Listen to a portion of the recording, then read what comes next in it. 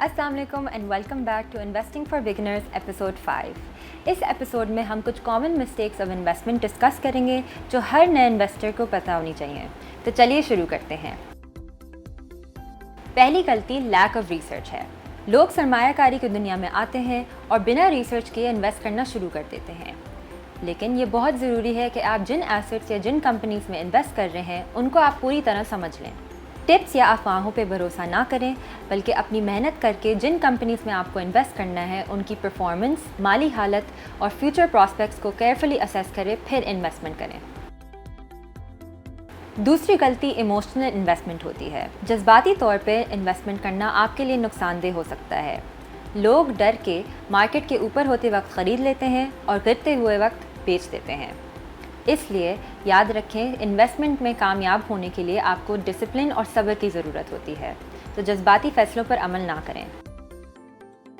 تیسری غلطی ڈائیورسفیکیشن کو بھول جانا ہے۔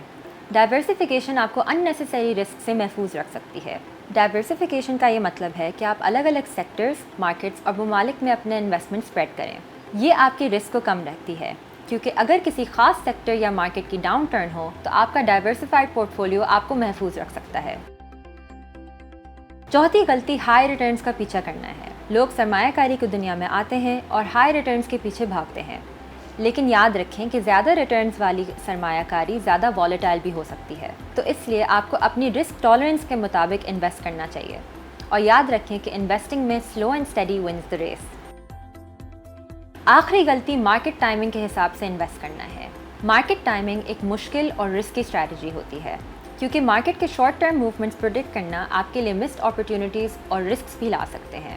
اس لیے آپ کو لانگ ٹرم انویسٹمنٹ میں فوکس کرنا چاہیے اور اپنے فائنینشیل گولز کے مطابق انویسٹ کرنا چاہیے۔